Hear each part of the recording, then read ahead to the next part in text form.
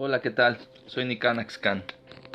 Y bueno, estamos de vuelta para hablar acerca del tercer tema que pues está enfocado en un libro que se llama El asesinato del alma. En este caso nosotros vamos a hablar nada más de un capítulo, porque son varios y es demasiado amplio. El título de este capítulo, de este libro, se llama Sexo, dos puntos, padre e hijo.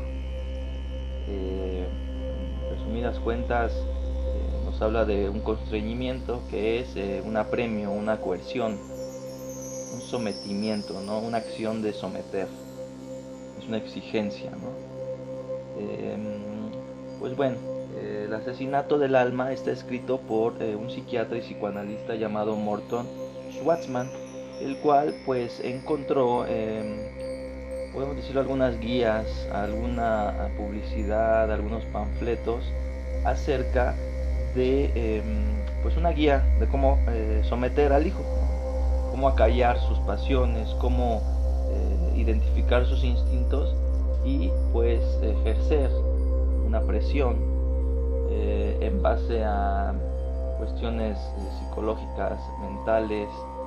Y otra cosa muy interesante es que pues, este inventor nos salió, el papá de Daniel, que es nuestro protagonista de este tema, ¿no?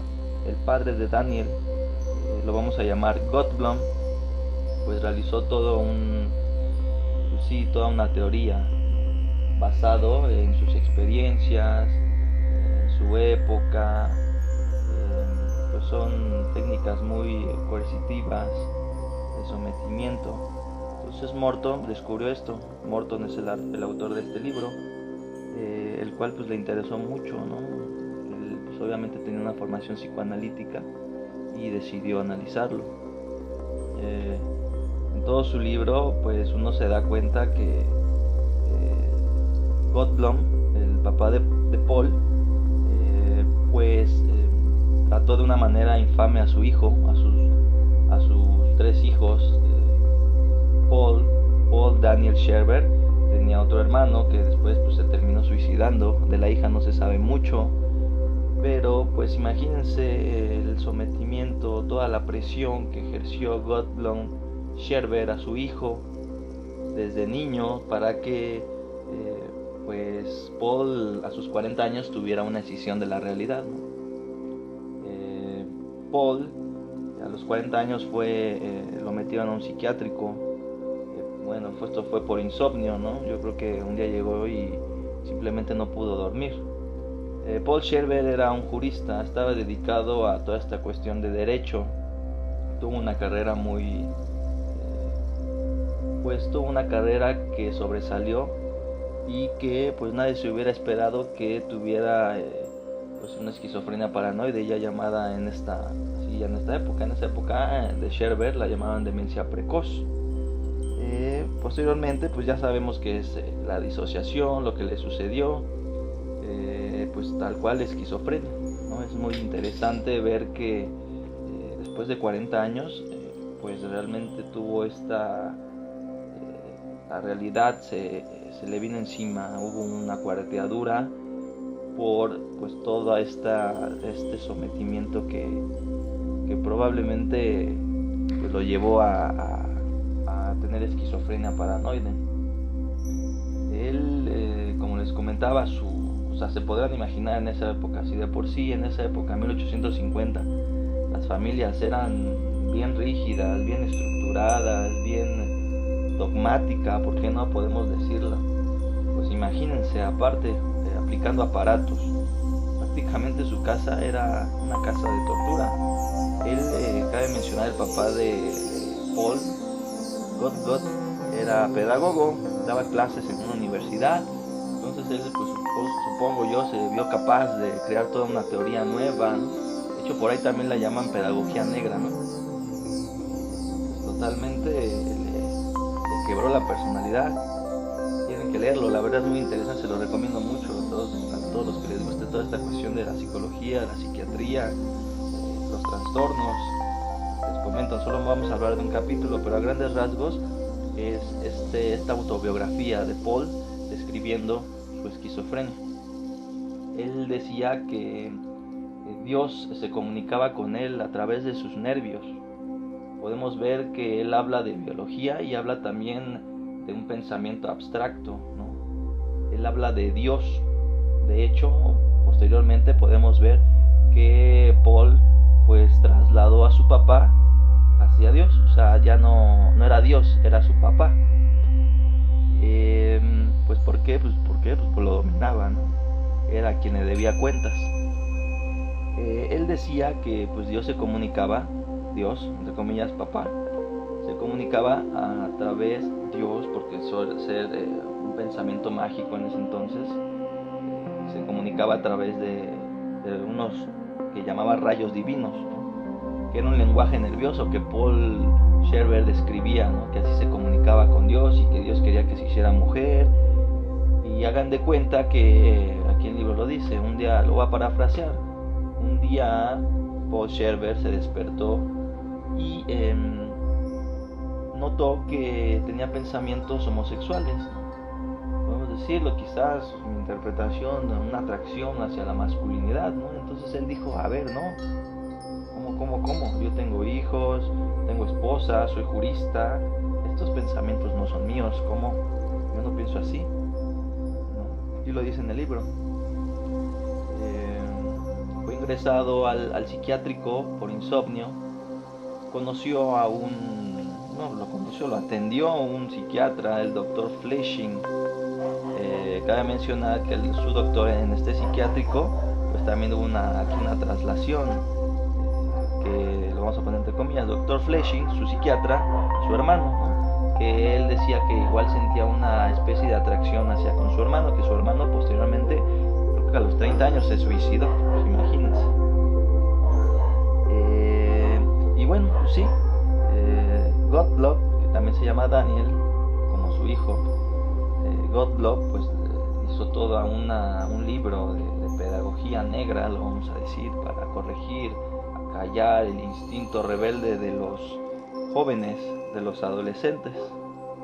Y pues lo que terminó haciendo fue pues quebrar a sus hijos, ¿no? Podemos decir que esta estructura radical de enseñanza pues era totalmente disfuncional, ¿no? Servía solamente para volver loco a las personas. Posteriormente, pues toda esta teoría, adivinen quién la tomó, los nazis, ¿no? Y obviamente para los nazis, Gottlob pues era una persona pues excelente, ¿no? Que tenía un gran pensamiento, sabía cómo tratar a los jóvenes. Y bueno, pues en este capítulo hay un término que vamos a aprender ahora, que es lo utiliza mucho en este capítulo, que les decía al principio, es constreñimiento, que es una manera de sometimiento a través de pues valores, según valores, no antivalores, yo los llamaría, una ética, ¿no? Obviamente, como sabemos, la ética pues es subjetiva. Entonces la ética de Gottlob, el papá de Paul, pues era correcta, ¿no? Para él, es lo que le decía, la ética, ¿no? O sea, es la ética, ¿no? Ya la hablamos hace poquito. Y bueno, pues imagínense, era como un psicópata, ¿no? Iba a decir un psicópata inteligente. Bueno, el psicópata pues ya es inteligente, ¿no? Un psicópata es por excelencia un manipulador. No te vas a dar cuenta, ¿no? Pues imagínense que un psicópata, un criminal, aparte de estudios, tiene poder, tiene dinero, tiene reconocimiento. Aquí está mi teoría, esta es la buena. ¿Qué pudo haber hecho Paul? Totalmente sometido. Lo volvió esquizofrénico, lo puedo decir. Cabe mencionar que, bueno, regresando aquí al psiquiátrico, pues el doctor Fleisching lo estaba atendiendo a Paul y posteriormente, cuando salió a los 2 años, creo, Paul decía que su psiquiatra igual lo quería convertir en mujer, que él quería tener una forma para leerle la mente, imagínense. O sea, él decía que su psiquiatra le leía la mente, que se comunicaba con él telepáticamente, ¿no? Que era malo. Podemos ver estas alucinaciones, ¿no? De Dios, de pensamientos que uno se inventa. Ahorita lo podemos bajar a la cotidianidad y es como si dijéramos, ay, es que yo creo que mi amigo está pensando esto. Es eso no es cierto, es una interpretación. Ahora imagínenselo potenciado. Eso es la esquizofrenia. La esquizofrenia es un trastorno brutal. No tiene cura, cabe mencionarlo. Lo único que podemos hacer con la esquizofrenia es dar calidad de vida y que la persona pues tenga una dignidad, ¿no? Que eso es lo principal. Aquí obviamente pues es medicación. Y bueno, pues la interpretación de Schwarzman fue totalmente pues sí literaria, y él también a su vez estudió el proyecto de Ninderland, otro psiquiatra que trabajó con supervivientes de campos de concentración. Entonces, aunado esto con su necesidad de entender a través del psicoanálisis el proceso de esquizofrenia de Paul, fue lo que motivó a hacer este libro, ¿no? Ahora podemos decir que esta disociación fue la que llevó a Paul primeramente a la esquizofrenia. En el DSM-5 la disociación está dividida en tres, que es amnesia disociativa, trastorno de identidad disociativa y trastorno de despersonalización. Cada una tiene sus criterios. La amnesia la amnesia disociativa, como sabemos, es referente a la memoria, ¿no? Es el no recordar, es originada cabe mencionar, por un acontecimiento traumático o estresante, ¿no? Esto es la amnesia disociativa. Esto como mecanismo de defensa, ¿no? Como ejemplo, sabemos que nosotros al morir, el cerebro segrega algún tipo de hormona, no recuerdo bien ahorita el nombre, que hace que, es un opioide me parece, que hace que nos adormezcamos, ¿no? Entonces ahora imaginen esto con un evento traumático. No sé, quizás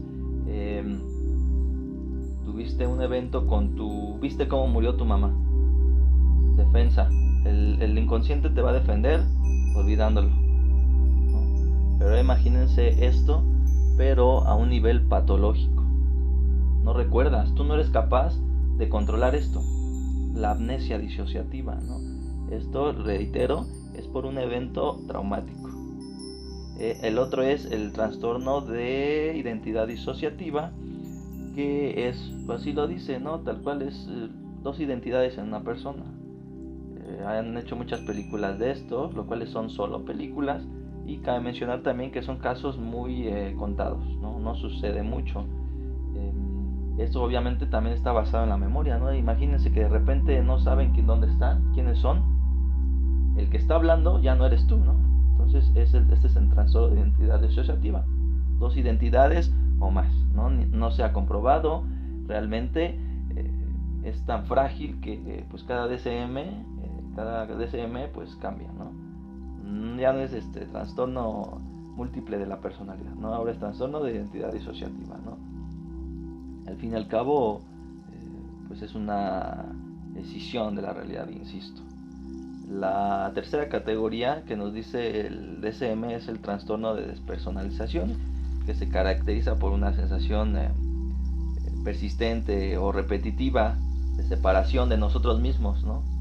No sé si les ha pasado que quizás están hablando enfrente de alguien y sí, hablan, pero a su vez, al mismo tiempo, se observan, ¿no? Como, no sé si les ha pasado esa sensación. Esa sensación puede ser normal si no es recurrente, ¿no? Si ya es diario, 3 veces al día, de que, ay, ¿dónde estoy? O uno se queda así, ¿no? Quizás sentado y se voltea a ver a sí mismo. Es como si tuvieras dos pensamientos. Es la despersonalización, ¿no? Personalidad, despersonalización, ¿no? Así lo tiene marcado el DSM-5, ¿no? Les comentaba que regresando a 1800, pues al siglo XVII, pues no estaba categorizado así. Era demencia precoz nada más. Empezábamos apenas a nombrar lo clínico, la cuestión psicológica respecto a los trastornos. Demencia, ¿no? Apenas demencia, ¿no? Aún no era esquizofrenia. Posteriormente, pues a través del tiempo, pues ya nos dimos cuenta que pues, prácticamente inventamos esta palabra, ¿no? Esquizofrenia. Y bueno, pues esta autobiografía, esta descripción de su propio desarrollo de la esquizofrenia fue basada en una simple pregunta, ¿no? Esta autobiografía, que es así. Paul Scherber dijo así: ¿en qué circunstancia puede una persona considerada loca ser detenida en un asilo contra su voluntad? ¿Okay? Podemos ver que él ni siquiera se estaba refiriendo a la psicología ni al psicoanálisis, era una cuestión legal. Él escribió todo este libro en base a una cuestión de ¿por qué tengo que estar encerrado si yo les estoy diciendo que no estoy loco? Fíjense qué interesante. Después, posteriormente, se convirtió casi en, pues lo voy a decir así, en una Biblia para la psiquiatría, ¿no? Para la esquizofrenia, para entenderla. Cabe mencionar que gracias a Freud, pues nosotros tenemos muchos conceptos de la clínica, de la psicología clínica. Gracias Freud, ¿no? Y cabe mencionar que él también estudió el tema de Paul Scherber. No lo conoció nunca, pero pues se basó en la evidencia que existía, ¿no? Probablemente fue al psiquiátrico, pidió el archivo y se puso a estudiarlo, ¿no? Él obviamente en su disciplina, ¿no? Psicoanálisis, ¿no? Deseo, mecanismos de defensa, represión, sexo, sexualidad, todas estas cuestiones instintivas, super yo, ello,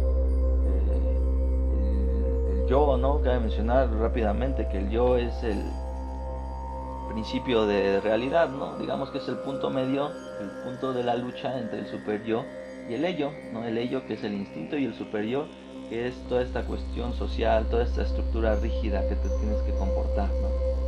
Entonces aquí está el choque, ¿no? El yo es el que se quebró en Paul, ¿no? Gracias a toda la vivencia de niño, ¿no? O sea, y estos aparatos, por ejemplo el aparato que hacía que el niño se sentara bien en la mesa, pues imagínense que se lo ponían en el pecho, era un fierro que te apretaba el pecho y te levantaba la espalda para que el joven pues pudiera estudiar mejor, tuviera mejor retención. Básicamente Godblood sometía a sus hijos para que fueran mejores personas, supuestamente, poniéndoles este tipo de aparatos y otros más artilugios que tenía. Él también decía que al bebé habría que meterlo a unos 6 meses aproximadamente en agua fría. O sea, imagínense, todas estas técnicas radicales ahorita lo meterían a la cárcel, pero en su sociedad pues estaba totalmente permitido. Es lo que les decía, pues tenía poder y aparte era una persona que se sabía mover. Y bueno, voy a citar una parte que está aquí en el libro, que es de Freud, que dice: Freud pensaba que los disturbios de Scherber eran resultado de deseos homosexuales reprimidos, que en la infancia estaban orientados hacia su padre y su hermano. Los impulsos internos reprimidos se proyectaron hacia el mundo exterior y condujeron a alucinaciones intensas. Y bueno, como saben, me gusta deconstruir los conceptos. El verbo constreñir viene del latín, que es costingere, que es atar conjuntamente, estrechar, encadenar. Fíjense qué palabra tan fuerte, ¿no? Y trastorno viene de tras, del latín, trans, al otro lado, ¿no? Y de tornare, que es girar, trepanar, ¿no? La función de un torno, ¿no? Que se unieron, ¿no? Y ya se construyó la palabra trastorno. Podemos ver, interpretarla trans, al otro lado, ¿no? Es decir, aquí está la realidad, no nos quedamos en la realidad, nos vamos al otro lado, ¿no? Que es irrealidad, ¿no? Podemos interpretarla así. Por eso es tornare, porque se moldea, ¿no? De ahí viene la etimología de trastorno. Es importante mencionar que una de las frases de las más mencionadas de Freud, quiero mencionarlo, es la de infancia es destino, ¿no? Quiero que reflexionen esta parte. Infancia es destino, ¿no? Está totalmente relacionada con este tema. También podemos ver, independientemente de que en esa época pues la única manera de tratar este tipo de dolencias era el psicoanálisis, independientemente de esto, es interesante ver cómo posteriormente muchos psicoanalistas pues tomaron este tema y lo hicieron suyo, ¿no? Nosotros lo estamos hablando en temas de psicología general. Es interesante, ¿no? El por qué el psicoanalista tomó este tema, ¿no? Ellos mismos se cuestionarían esta parte, ¿no? Ellos cuestionan los detalles, ¿no? El seguimiento de la mano. ¿Por qué dijiste esto? ¿Escuchaste tu discurso que dijiste? El por qué te rascaste acá, por qué moviste el pie cuando dijiste esto. El psicoanalista es muy particular en ese sentido, ¿no? Cabe mencionar también que la terapia de psicoanálisis pues es bastante larga, funcional, claro. Se va a la psicología profunda, ¿no? Les quiero también leer una parte del prefacio del libro, para entrar un poquito más a fondo. Dice así: Daniel Paul Scherber, 1842-1911. Eminente juez alemán, enloqueció a los 42 años, se recuperó y volvió a enloquecer 8 años y medio después. No sabemos si, en el sentido social ordinario, volvió a estar cuerdo alguna vez. Los psiquiatras y psicoanalistas lo consideran como un caso clásico de paranoia y esquizofrenia.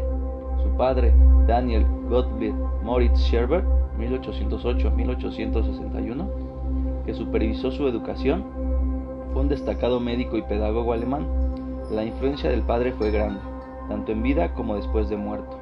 El padre pensaba que su época era moralmente blanda y decadente, debido principalmente a la laxitud de la educación y la disciplina de los niños en el hogar y en la escuela. Propuso combatir la flojera de su época mediante un complejo sistema de educación infantil, cuyo fin era hacer a los niños obedientes y sumisos a los adultos. Creía que la observación de sus preceptos redundaría en una sociedad y una raza mejores. Aplicó a la educación de los niños los mismos principios básicos que los regímenes totalitarios, seculares y religiosos. Al igual que ellos, creía que la obediencia y disciplina en un niño eran más importantes que cualquier otra cosa. Tuvo 2 hijos. El mayor, Daniel Gustav, también enloqueció, suicidándose después. Sería importante saber si los padres y las sociedades que adoptan la obediencia y la disciplina como objetivos preeminentes de la educación infantil tienen más, menos o las mismas probabilidades que otros padres y sociedades de llevar a los niños a la locura. Las ideas del Dr. Scherber, padre, acerca de la vida familiar reflejan como una caricatura las ideologías ampliamente difundidas en el mundo occidental, liberal, de hoy en día. Los varones adultos tienen que ser dominantes, la sexualidad de los niños y adolescentes tiene que ser dominada. Los padres, por ignorantes, fanáticos o intolerantes que sean, tienen que supervisar la moral de sus vástagos hasta por lo menos el final de la adolescencia. Y los niños tienen que aprender pronto a someterse, a menudo sin críticas, a la voluntad de los padres. En los últimos años nos hemos hecho más conscientes de que existen niños torturados, rechazados y maltratados, pero hay formas de brutalidad con los niños por parte de los padres que son más sutiles y menos dramáticas y que se dan en muchas familias. De ellas y de sus efectos a largo plazo sobre los niños trato aquí y en parte de mi trabajo cotidiano.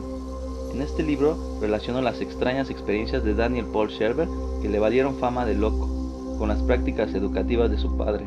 Destacó y comparó 2 conjuntos de hechos, las extrañas experiencias del hijo adulto y las técnicas de su padre para educar a los niños, y hago conjeturas sobre cómo pueden conectarse. Veamos cómo aquí Morton nos explica, ¿no? lo que más o menos ya estábamos aquí platicando. En esencia, es cómo tratamos a nuestros hijos, ¿no? ¿Cómo les hablas? ¿De qué manera tú los vas a educar? Por ejemplo, aquí podemos dar cuenta que Morton veía que en esa época el padre Scherber pues veía como débiles, ¿no? Por decir algo, a los padres, porque no podían, porque él creía, fíjense, la interpretación igual, un poco paranoica, de que los padres no eran capaces de educar, ¿no? Cabe mencionar que en esta época pues próximamente iba a explotar una guerra civil, ¿no? El Estado era sumamente represor, ¿no?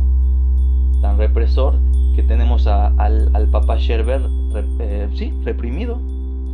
Vemos al padre reprimido reprimir a sus hijos. Lo que decía el otro video, somos hijos de nuestra época. Pero en esencia, ¿no? En esencia es cómo vamos a educar a nuestros hijos, qué les estamos enseñando. Lo que no les conté es que tiene un subtítulo este libro, además del asesinato del alma. Se llama La persecución del niño en la familia autoritaria, ¿no? ¿Les sonó algo?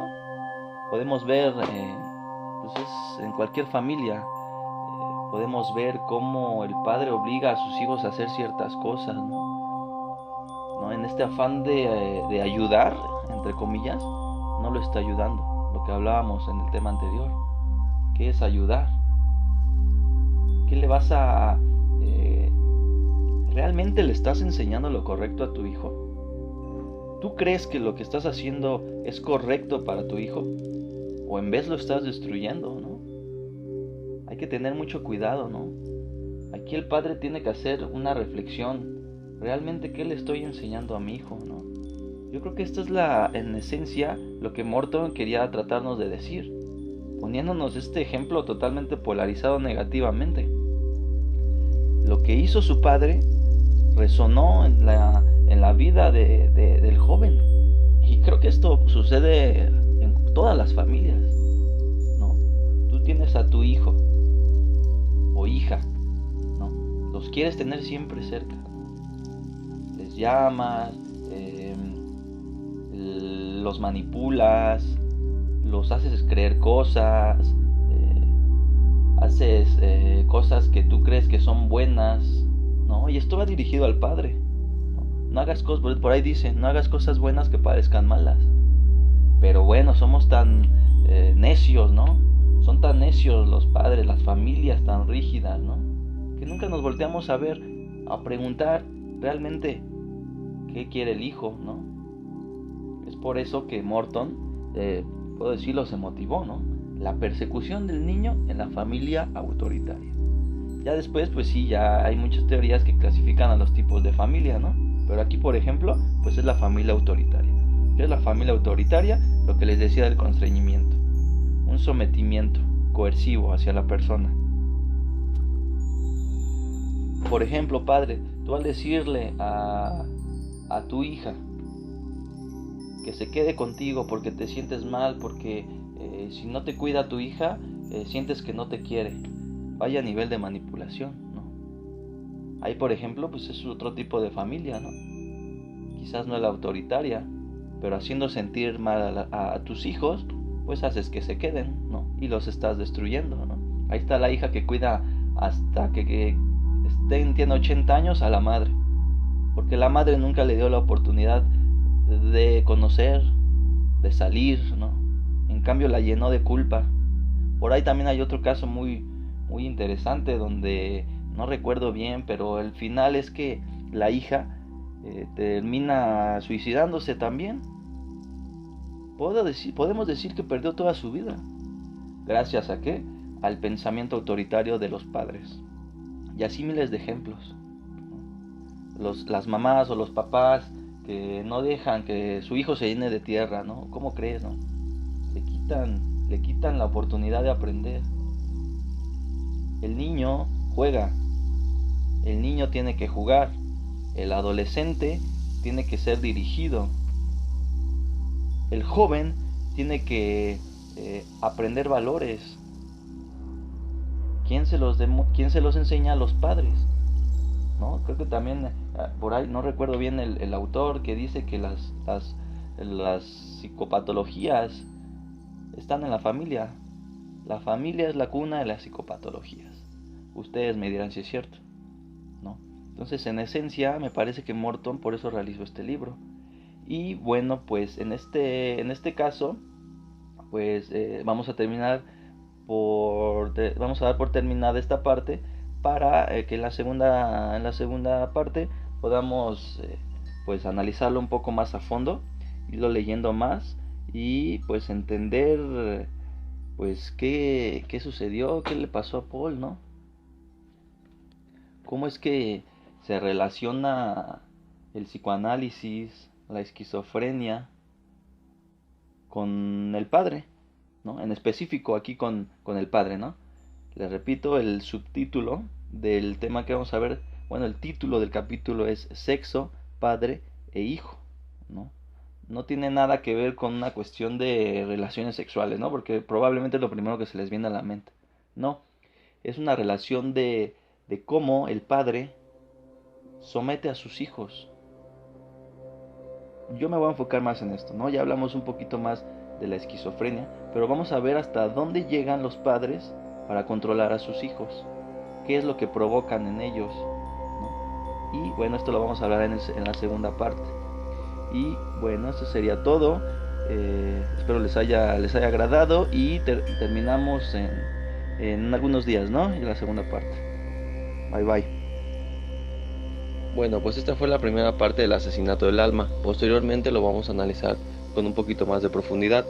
Te invito a que te suscribas si no lo has hecho, a darle me gusta y espero cualquier comentario tuyo. No olvides darle a la campanita para que los videos te lleguen cada vez que yo los suba. Muchas gracias, que tengas buen día.